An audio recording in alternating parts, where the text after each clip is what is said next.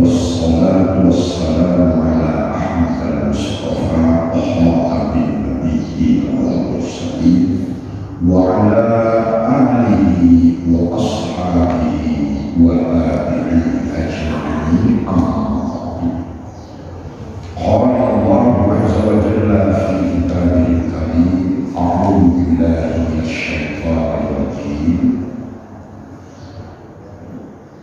Kullu nafsin dha'iqatul maut wa innama tuwaffawna ujurakum yawmal qiyamah faman zuhziha 'anil nari wa udkhilal jannata faqad faz wa mal hayatud dunya illa mata'ul ghurur.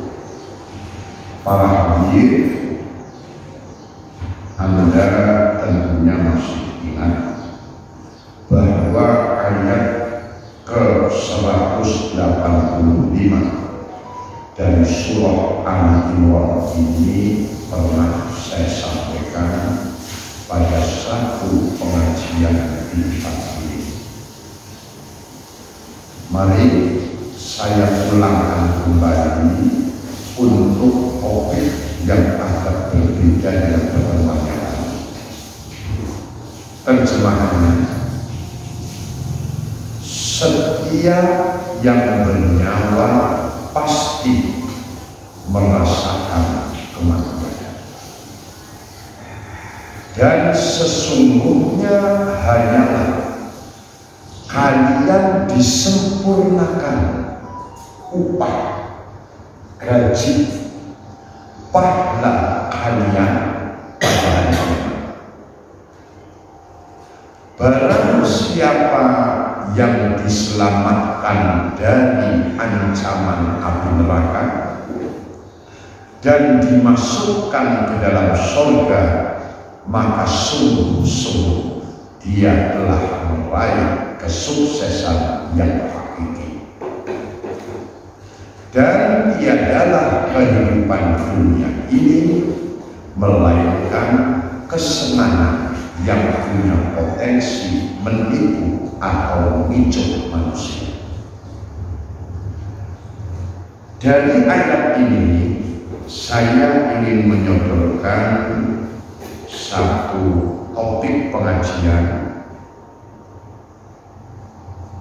yang berjudul membangun rumah hati seindah mungkin, semewah mungkin, semegah mungkin, sebagai syarat untuk kita diberikan hak oleh Allah menempati tempat yang sangat indah di dalam surga.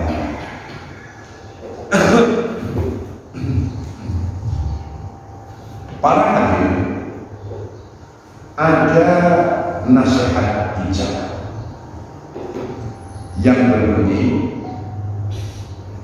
bangunlah seindah mungkin, semegah mungkin, dan semewah mungkin rumah hati.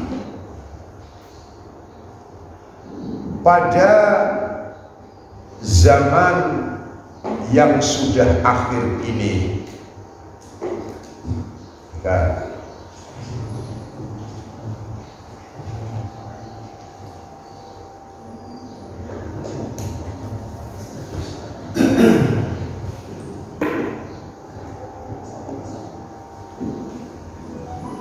pada zaman yang sudah akhir ini, banyak manusia lebih fokus membangun rumah jasmani sehingga abai untuk membangun rumah Tuhan. Orang bangga, orang merasa sukses ketika melihat anak-anaknya, putra-putrinya masing-masing mempunyai rumah yang indah, mewah, dan megah. Tapi sudah jarang orang yang mengkhawatirkan anak cucunya tidak sanggup membangun sebagai syarat untuk meraih kesuksesan dalam kehidupan setelah kematian. Maka nasihat ini harus kita camkan, kita renungkan, lalu kita yakini, kemudian kita berupaya untuk mengejawantahkan dalam kehidupan nyata, supaya nantinya segala urusan kita dibaguskan oleh Allah Subhanahu wa Ta'ala, dan di akhirat kita diselamatkan dari kehinaan akhirat dan nestapa akhirat. Mari direnungkan nasihat ini. Bangunlah seindah mungkin, semewah mungkin, dan semegah mungkin rumah hatimu dengan pertama, berfondasi iman.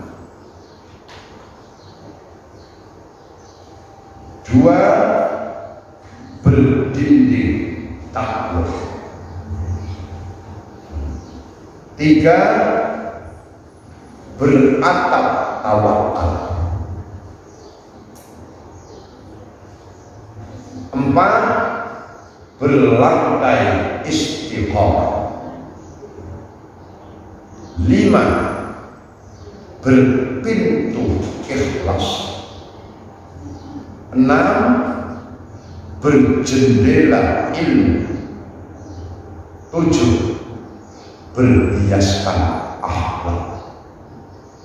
Wes mesti dibangun. Saya jabarkan. Rumah hati yang berfondasi iman. Iman adalah satu hal yang paling urgent dalam kehidupan manusia. Karena hanya dengan iman itulah manusia akan paham tentang nilai sejati orang hidup. Iman kepada Allah, iman kepada malaikat-malaikat Allah, iman kepada para rasul Allah,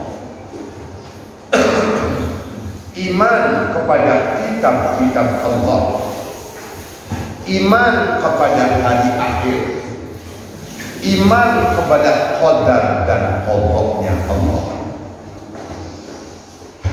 Maka mengimani rukun iman yang 6 ini, bila dijadikan fondasi rumah hati kita, maka insyaallah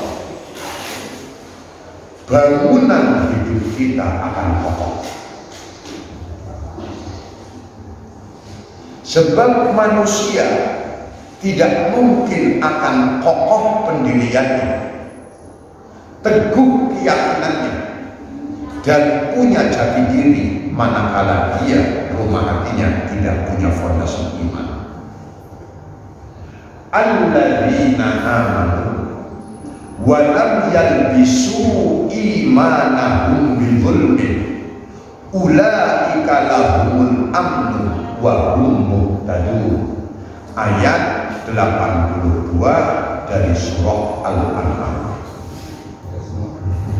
Orang-orang yang beriman dan tidak mencampur adukkan keimanan mereka dengan perbuatan syirik, mereka itulah orang-orang yang memperoleh rasa aman di dunia dan akhirat, dan mereka itulah orang-orang yang mendapatkan petunjuk dan tetap hidup di atas jalan petunjuk. Iman jualan para hadir yang menggerakkan saya dan Anda untuk mencintai kebaikan, melakukan kebaikan, dan punya komitmen terhadap kebaikan. Iman jugalah yang membuat saya dan Anda tidak mau berkompromi, bersekutu dengan segala macam keburukan. Itu fondasi rumah hati kita. Ambil fondasinya wis kuat, wong rumah butuh dinding, butuh tembok. Maka rumah hati kita harus berdinding takwa. Siapakah orang yang bertakwa? Orang yang bertakwa adalah orang yang di dalam hidupnya selalu setia terhadap 3 hal. Ingat, nyong kalau sampeyan akan disebut orang yang bertakwa manakala kita setia kepada 3 hal. 1, ayyuqa Allahu fala yusa. Hendaklah Allah ditaati maka tidak dimaksiati. 2, wa ayyul karo fala yunsa. Dan hendaklah Allah disebut dan diingat maka tidak dilupakan. 3, wa ayyushkaro fala yukfar.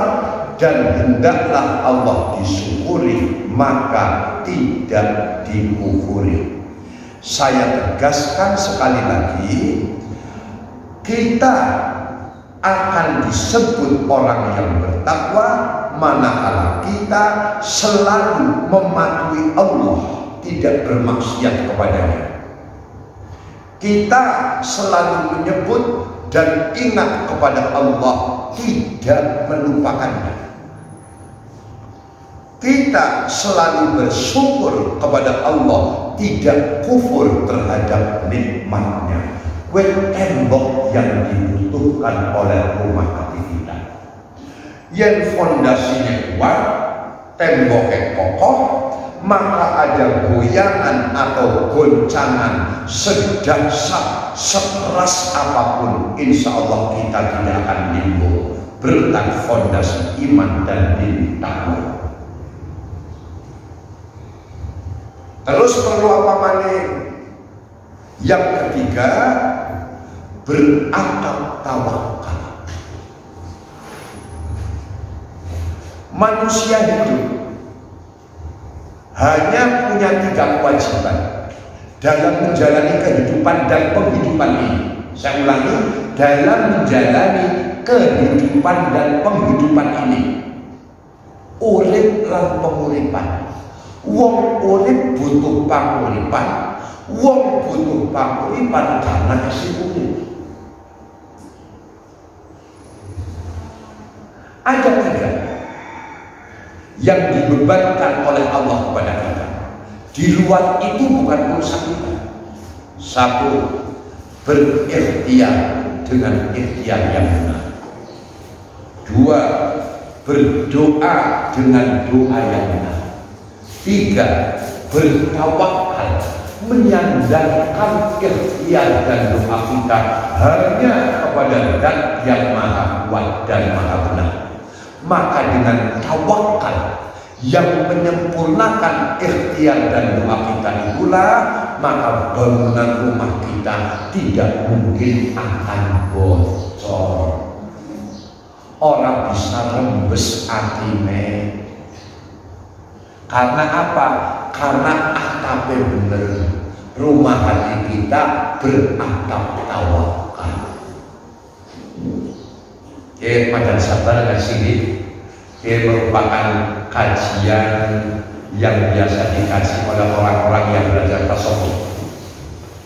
Namun secara salafi, tazkiyah berfokus. Gue mendingan hati. Fondasinya wis, dindingnya wis, atapnya wis, insya lantainya. Rumah hati kita yang kepengen orang gampang cengkar, orang gampang retak.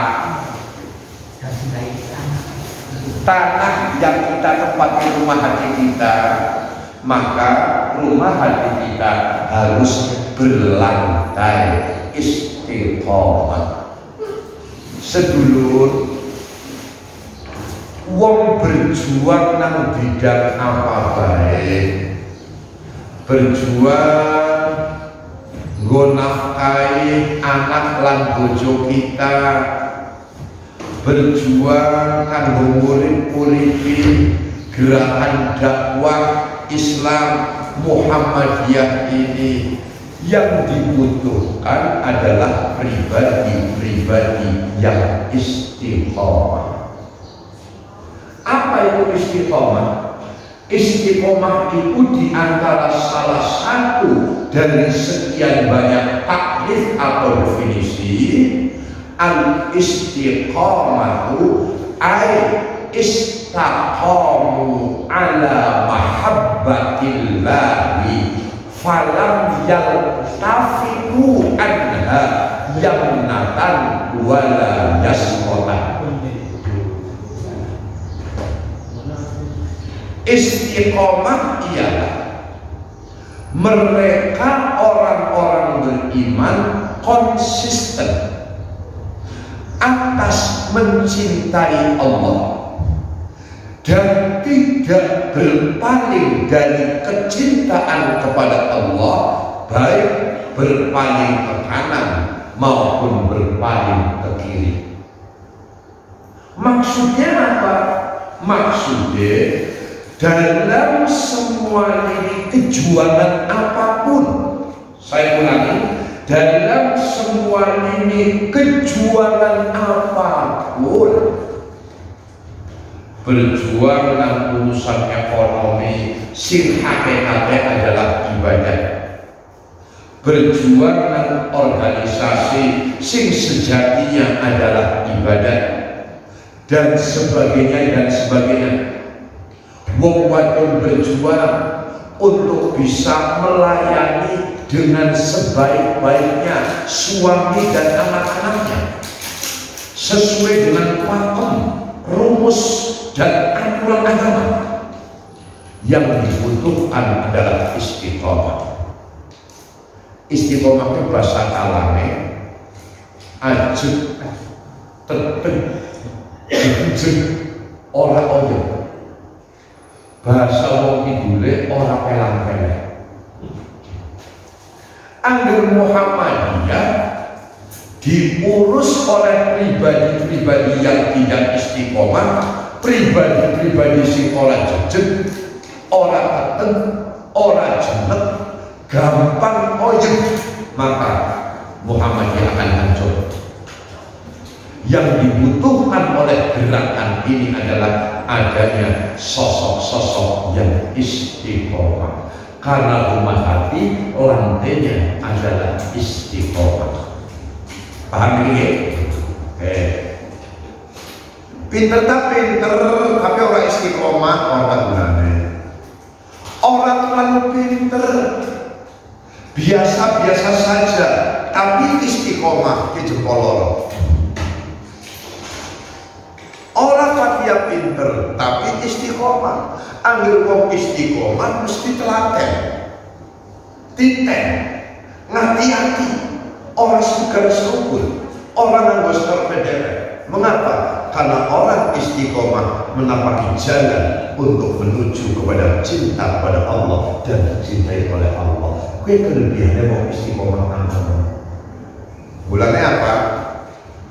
Wong pinter, wong cerdas, yen ora istiqomah nasi kalah dening wong sing madang bodoh tapi istiqomah. Karena wong istiqomah mesti telaten, mesti titen.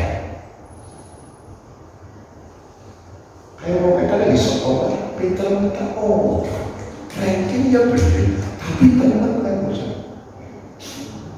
Orang kaya dia pikirannya wiji maring sinau, ya jadi mereka sering ngomong ya itu kenyataan. Tidak ada kesuksesan di bidang apapun, secerdas apapun, sehebat apapun seorang kalau dia tidak istiqomah. Bulannya yang dua anak mondok mau kuliah dipesenin, bapak bangga dua anak cerdas yang jadi ngomong, Bapak bahagia lan tenang, kon pinter-pinter orang tapi kok sing istiqomah ya. Aja tolak-tolak paling lihat, sing fokus. Karena fakta membuktikan para pendahulu kita sukses karena keistiqomahan mereka, bukan karena kecerdasan mereka. Masuk. Jangan hebat, ayo tekan tok. Usahanya tok cerdas. Golek pembelian pinter, cuman ngablu orang temen wonge. Ancur orang. Hancur. Maka dulu yang kita musim sepuh, musim esino, anggar wis mlebu nang rumah besar yang namanya Muhammadiyah, yuk pada bareng-bareng sing istiqomah, sing temen, sing tinju. Alon-alon tapi kelakon, luwih apik ketimbang cepet tapi tanpa kendali. Orang apa? PCM Talang termasuk PCM yang dianggap kecil, iya kan? Iya kan? Orang apa? Asal Anda orang yang istiqomah. Karena apa? Kita tidak sedang mengejar nilai dunia, tapi kita sedang mengejar nilai ukhrawi. Masuk? Orang perlu cilik nanti, orang perlu minder. Di depan PCM yang nampak sangat maju, tidak perlu. Sing penting istiqomah sesuai dengan bidang masing-masing, sing temen lan timen. Karena istiqomah adalah lantai rumah hati kita, sing bisa jadi sebab umat gue orang paling letak tanah. Terus apa maning? Fondasi wis, dinding wis, atap wis, lantai wis, perlu nggo mlebu metu lawang. Rumah hati kita harus ada pintu. Apa pintunya? Berpintu ikhlas. Berpintu ikhlas. Wong anggen ikhlas pasti pikirane nyuwiji maring sing gawe. Rumojowi organisasi atine murni karena Allah. Omong saomong, pendapat sependapat, tindak satu tindak sing disawang Allah. Orang butuh pujian sangka manusia. Orang dari wong sing onglonan, wong sing anuman orang sesuai dengan kemampuan masing-masing. Ifradullah ta'ala bil qasdi fi jami'il af'ali, mengesahkan Allah Ta'ala sebagai satu-satunya tujuan pada seluruh amal perbuatan kita, gerak-gerik kita, dan tindak tanduk kita. Sekolah bisa jalan, yen anak-anak singgung gaji para ustadz, para guru, dan kepentingan-kepentingan yang lain. Siapa sing nanggu? Ya sampeyan inyong pada menurut kemampuan masing-masing. Orang kudu gede, mampune cilik, ngeblokna cilik, mampune gede aja ngeblokna cilik. La yukallifullahu nafsan illa wus'aha. Ikhlas sesuai dengan kemampuan, tidak dilebih-lebihkan dan tidak dikurang-kurangkan. Manakala jendela rumah hati kita itu adalah apakah? Manakala pintu rumah hati kita itu berbentukan ikhlas, maka insyaallah angin sing mlebu maring awak kita hanya angin kebaikan.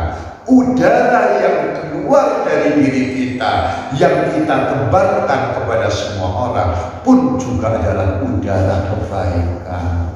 Mlebune sing apik-apik, mlebune sing apik-apik. dinai amanat duit sing hati-hati, kowe duwite umat sing ngelola, sing hati-hati, sing teliti aja bukan syukur. Siapa sing orang butuh duit kabeh wong butuh.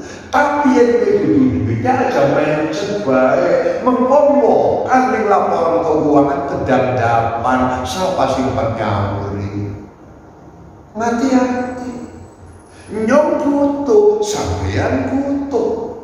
Lah kamu orang butuh duit, tapi kalau itu sudah duit organisasi, tolong pada sing hati-hati. Umpamanya lagi kepepet, uang nyilih, kudu gelem nyaur. Aja wani nyilih ketika waktu nepan nyaur mubeng-mubeng, les indah kaya wong pencak, melas. Kayaknya ngomong terus gue ngelina apa kayaknya harus sampai. Karena apa? Ketika orang pintu rumah hatinya adalah pintu ikhlas, insya Allah yang masuk ke dalam dirinya adalah angin kebaikan, yang keluar dari dirinya adalah udara-udara kebaikan. Masya Allah. Wis pintune wis. Anak jendelanya beli langka, belai. Kudu anak jendelanya, ventilasi. Apa jendelanya? Rumah hati kita harus berjendela ilmu. Apa nganggo ilmu? Sampean usaha kudu anak ilmune. Sampean usaha kompor kudu ngerti ilmune kompor. Modalnya sapira, nggon tukangnya sapira, tandonane sapira, dilempar regane sapira, mandege sapira kudu paham. Sampai usaha bakso kudu ana ilmune. Keprimen gawe bakso kira-kira adonane sing dipangan enak, ada ilmunya. Wong sholat ana ilmune. Wong rumah tangga ana ilmune. Wong wadon yang beriman berilmu insya Allah dijak bener gampang. Wong lanang yang beriman dan berilmu insya Allah dengan iman dan ilmunya gawe adem mari bojo lan anak-anaknya. Maka rumah hati kita tidak bisa tidak harus berjendelakan ilmu. Ilmu itu tidak mungkin didapat dengan simsalabim. Ilmu bisa diraih dengan cara berikhtiar. Termasuk pengajian bulanan ini menjadi salah satu pokok, salah satu jalan untuk meningkatkan ilmu kita dan pemahaman kita. Nyoba sinau sampai yang udah sinau. Bulannya anak doa, Allahumma fa'ni bima 'allamtani wa 'allimni ma yanfa'uni wa zidni ilma. Ya Allah, berikanlah manfaat pada diriku dengan apapun yang telah Engkau ajari ilmu kepadaku, dan ajarilah ilmu kepadaku ya Allah yang sekiranya bermanfaat untuk kebaikanku dunia dan akhiratku. Wazidni ilma, dan tambahkanlah padaku ya Allah ilmu pengetahuan, karena dengan ilmu itulah wong jadi paham endi bener endi salah, endi hak endi batil, endi sing patut endi ora patut, ora jadi baik. Mulanya anak maqalatul hikmah yang berbunyi, laulal ilma lakana nasu kalbahaim. Jika bukan karena ilmu, maka sungguh adalah manusia tidak ada bedanya seperti binatang ternak.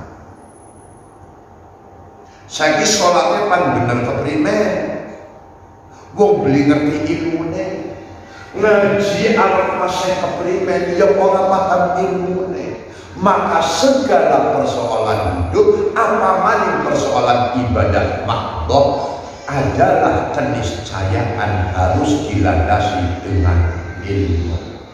Maka patut Orang bijak berkata, rumah hatimu harus berjendela ilmu. Wis kabeh kaya lengkap burung. Rumah hati kita berfondasi iman, berdinding takwa, beratap tawakal, berlantai istiqomah, berpintu ikhlas, berjendela ilmu kurang siji. Nyong sampeyan kalau ada modal, kok pengennya umat sampai kasih kok, bener? Ruangannya diberikan hiasan, ornamen-ornamen supaya wong sing mlebu betah, merasa nyaman. Demikian pula rumah hati kita. Orang yang bergaul dengan kita merasa nyaman, merasa tenteram, merasa sejuk, merasa di sana ada kedamaian bersama kita. Syaratnya apa? Rumah hati kita harus berhiaskan akhlak. Berhias akhlak. Aku sering ngomong dulu, ngomongin awake nyong dewek juga, ya. Wong nyong akeh kekurangane, akeh salah. Wong nyong kudu nabi.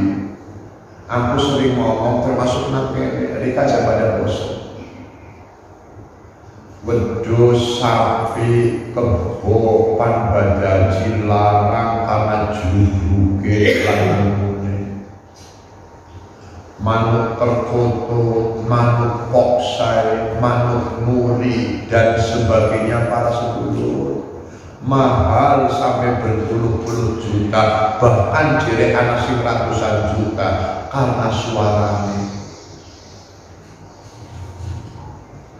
Batu akik, batu permata dan sebagainya larang karena nilai seninya.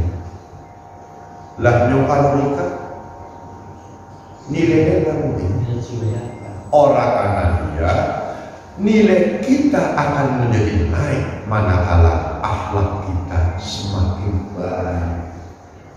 Akhlak. Maka pengajian ini akan menjadi pengajian yang muspro, nol nilai. Kalau dengan pengajian ini akhlak yang sampeyan pada orang bertambah apik. Apa sebab? Sebab hiasan yang paling utama tidak ada lain adalah akhlak. Ilmu dhuwur, ngajine paseh, maca kitab gundul lancar. Tapi kalau akhlaknya buruk, gak ada nilainya. Ngerti ayat siji, ngajinya orang paseh, tapi punya semangat keilmuan dan keakhlakan, akan punya nilai.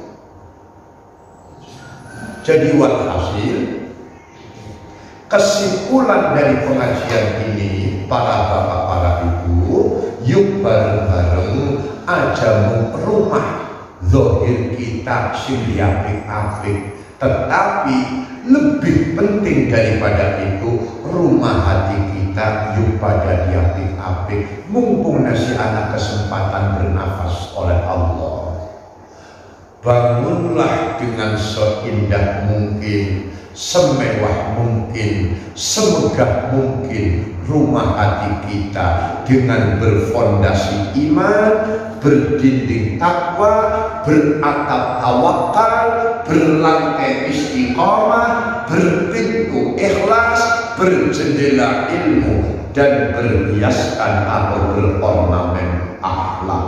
Masya Allah. Cukup sekian pengajian orang sesuai. Sing penting sampeyan paham lan nyangkol. Agar wis paham lan nyangkol, diyakini kemudian diamalkan. Tapi belum yen ngaji aja model bojo ora sempat teka, mungkin karena kesibukan nang di rumah. Anak belum sempat ikut hadir pengajian, dijak jagongan bareng. Mau esok ngaji kalau Kang Irfan Olinya piye? Apa Pak Olinya?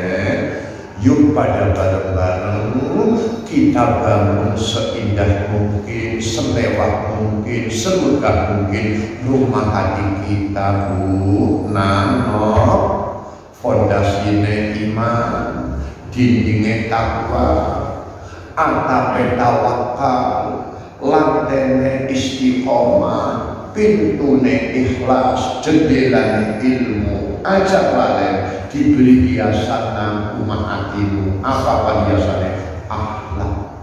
Nyong maling kon sebagai wong tua, akhlaknya nyong kudu apik.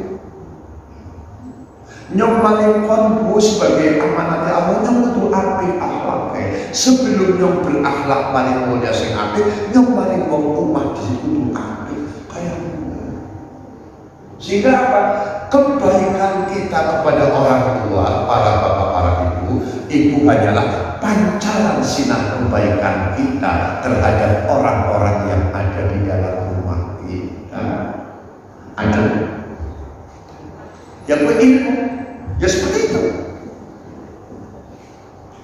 Ada pertanyaan monggo, meskipun tidak berkaitan dengan materi ini, bebas pertanyaan, bukan yang bisa jawab.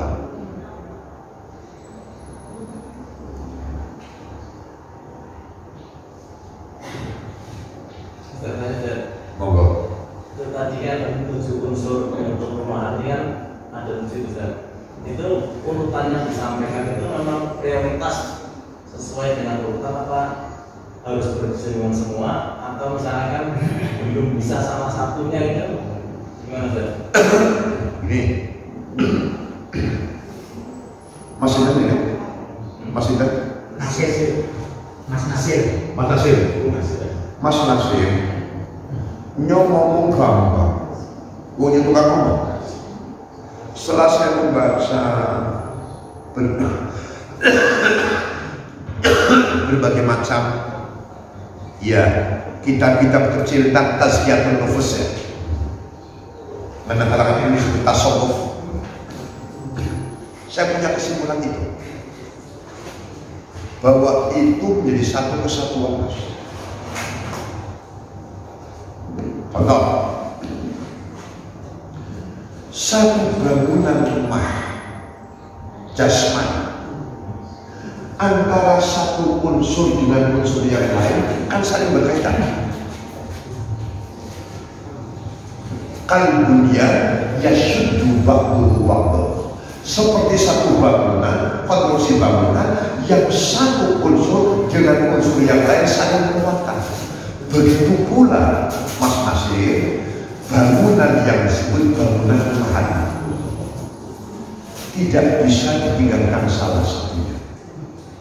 Menjadi satu kesatuan yang utuh. Fondasinya iman, temboknya takwa, atapnya tawakal, lantainya istiqomah, pintunya ikhlas, jendelanya ilmu. Dan rumah itu harus diberi aksesoris, diberi hiasan, diberi ornamen, supaya orang yang bertemu dengan kita itu merasa keindahan. Apa itu? Akhlak. Jadi Mas Nasir dan yang lain itu menjadi satu kesatuan. Albokan,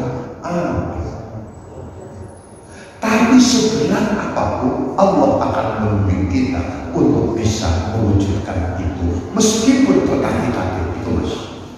Tapi kita jangan putus asa. Wala tayasu min rauhillah. Jangan kalian berputus asa di rahmat Allah. Bukan kadar irfan bersama-sama, kadar nasib, kadar sampeyan. Kita bukan siapa-siapa, tapi wala tahinu wala tahzanu wa antumul a'launa in kuntum mu'minin. Jangan kalian lemah, jangan kalian gundah-gulana, bersedih hati. Kalian itu adalah umat yang terunggul kalau kalian betul-betul beriman kepada Allah. Itu Maksudnya gini Ustaz, apakah orang yang fondasi iman udah bagus akan selalu menunjukkan akhlaknya bagus? Dan gimana Pak harus betul? Betul, bener. Wong agar fondasi imannya kuat dijamin akhlaknya pasti baik. Karena apa? Iman itu fondasi. Coba Nyong tahu menyampaikan cerita dari Abu Umamah Al-Bahili. nang hadis riwayat Al-Hakim. Ayo, eling-eling maneh. Ja'a rajulun ila Rasulillahi sallallahu alaihi wasallam fasa'ala, ya Rasulullah, mal iman? Qala, idza sarratka hasanatuka wa sa'atka sayyi'atuka fa anta mu'min. Kita ketemu nangkene makasih. Ini hadisnya. Seorang lelaki datang kepada Rasulullah sallallahu alaihi wasallam, lalu ia bertanya kepada beliau, wahai Rasulullah, napa niku ingkang dipun wastani iman? Dijawab, sederhana banget Mas. Apabila kebaikanmu mampu membuat bahagia dirimu dan keburukanmu sanggup membuat sedih hatimu, maka engkau seorang mukmin.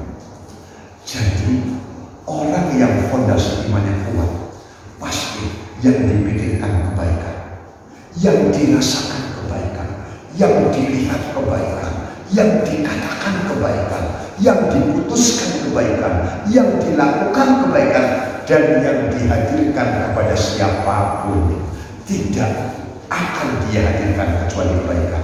Itu Mas. Paham ya? Abot nyomong pakai isim, wallahi nyomong isim paling bisa, tapi saya harus bicara. Wong nyuwi lagi senang, ngomongin awaknya. Tapi tidak ada manusia yang sempurna. Sampeyan duwe kelemahan, nyum akal kelemahan. Kalau di mata sampeyan saya ada sekecil darah kelebihan, Anda pun diberi kelebihan oleh Allah yang tidak mustahil lebih besar ketimbang kelebihan saya. Wong menungsa, langkah menungsa yang sempurna. Tetapi dengan iman, ilmu dan ikhlas, insya Allah kita punya semangat untuk menjadi lebih baik. Di dalam Alkitab berhablu minallah dan berhablu minannas. Itu Mas. Yang ngacak ning cermin ati sing bening, aku yang isi boroke nyong pirang-pirang, nyong badeng, nyong letek, nyong kotor. Tapi kan Allah manggil-manggil, ya ayyuhalladzina amanu tubu ilallahi taubatan nasuh. Itu Mas.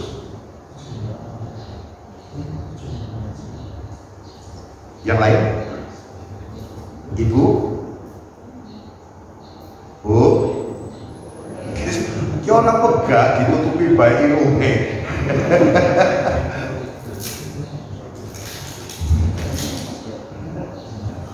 Ibu Aisyah, bukan pan pada takon, bukan yang bisa jawab.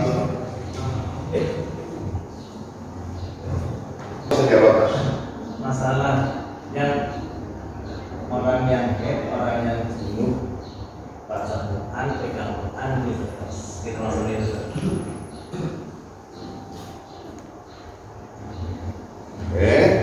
Saya dengar dulu ya.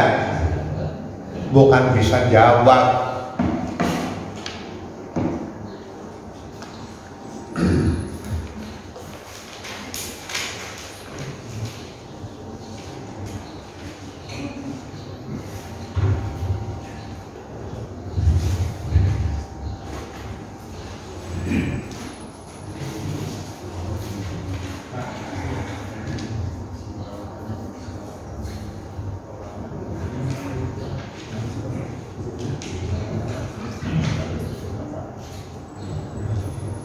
Sabar Mas Nasir, aku lagi belengge ya, mau menungsa.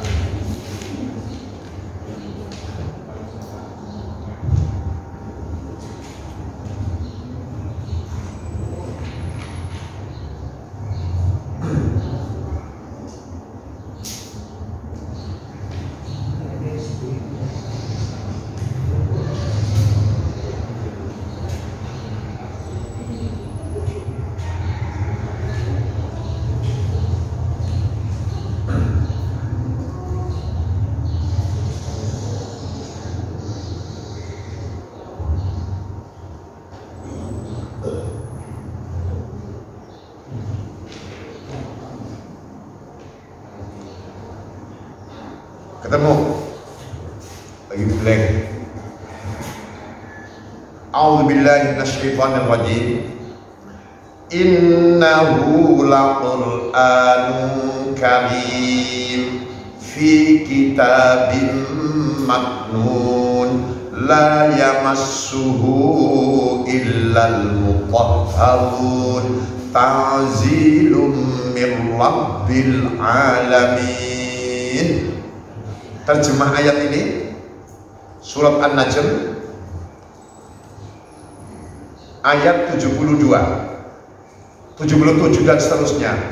Innahu laqur'anun karim, sesungguhnya ia itu sungguh-sungguh Quran yang mulia. Fi kitabin maknun, yang terjaga di dalam kitab catatan yang terjaga kekokohannya. La yamassuhu illal mutahharun, yang tidak menyentuh Al-Quran yang mulia, yang terjaga dalam kitab maknun, dalam kitab catatan yang terjaga keautentikannya, kecuali hamba-hamba Allah yang disucikan. Yang Al-Quran itu turun dari Rabbil Alamin, dari Allah Rabbul Alamin. Lah iya ada perbedaan pendapat. Ada yang memberikan tafsir tidak menyentuh Al-Quran kecuali orang yang suci dari hadas besar dan hadas kecil. Suci dari haid, tidak sedang dalam keadaan junub, suci dari hadas kecil. Ditambah ada hadis yang berbunyi la yamassul Qur'an illa tahirun, tidak boleh menyentuh Al-Quran kecuali orang yang suci. Bantahan al-mutahharun di sini dudu kaitannya karo menungsa, tapi maknanya malaikat muqarrabun yang disucikan oleh Allah. Mengapa demikian terjemahannya? Karena sababun nuzul ayat ini adalah orang-orang kafir Quraisy ngeledek maring Kanjeng Nabi dengan tuduhan yang sangat keji, bahwa apa yang Nabi baca yang sangat memukau para pendengar itu hasil kolaborasi Nabi dengan jin.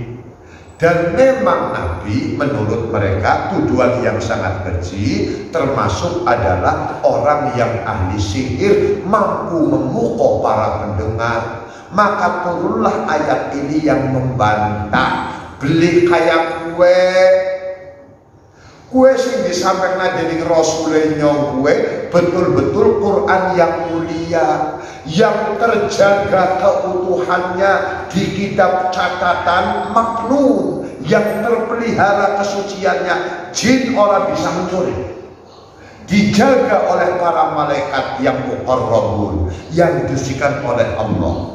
Walhasil gugurlah pendapat yang mewajibkan wong maca Quran lan wong nyentuh mushaf Quran kudu suci saka hadas gede lan hadas kecil. Jika Anda berhadas besar, Anda boleh pegang mushaf Al-Quran dan boleh membaca Al-Quran. Mengapa? Karena Rasulullah sallallahu alaihi wasallam yadhkurullaha fi kulli ahyani, rawahul Bukhari, adalah Rasulullah berzikir menyebut nama Allah dalam setiap keadaan beliau, baik dalam keadaan berhadas maupun tidak berhadas. Ini yang menjadi pandangan ulama tarjih. Tetapi Mas Nasir, di dalam persoalan furu'iyah ini kita harus menghormati pandangan dan pemahaman saudara kita sama muslim yang berbeda pandangan. Tetapi bicara adab, orang yang membaca Al-Quran yang didahului dia bersuci, berwudu adalah merupakan amalan yang terpuji, tapi bukan wajib. Itu mas. Ibu Arab lubar sholat isya wis ngentut pandadarusan maca Quran aku dudisit boleh, itu amalan yang utama. Tapi kalau tanpa berwudu lagi bukan berarti tidak boleh. Itu mas. Lah gue tapi memang ada pendapat yang memang harus berwudu ya? Ada, harus kita hargai. Cuman hadis-hadis yang menerangkan itu dhaif. Itu mas. Nah saya tidak sangat dalam hal itu. Wongnya dua adik wadon, bentar maca Quran ya. Udusin, monggo itu adab no. Tapi Anda jangan mengharamkan orang yang tidak punya wudu baca Quran, karena dalilnya dhaif. Kalau sekedar keutamaan adab Anda kepada kalamullah, monggo. Adab tinggal aja. Non? Adab. Iya.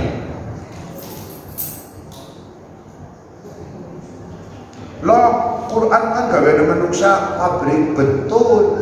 Dia sih gawe pabrik, tapi kan isinya kalamullah, duduk tembangan. Maka wajar dong kalau orang memuliakannya dengan cara apa? Dia membacanya dalam keadaan suci, berupaya memahami isinya, mengamalkan perintahnya, meninggalkan larangannya. Itu cara memuliakan Al-Quran. Itu mas.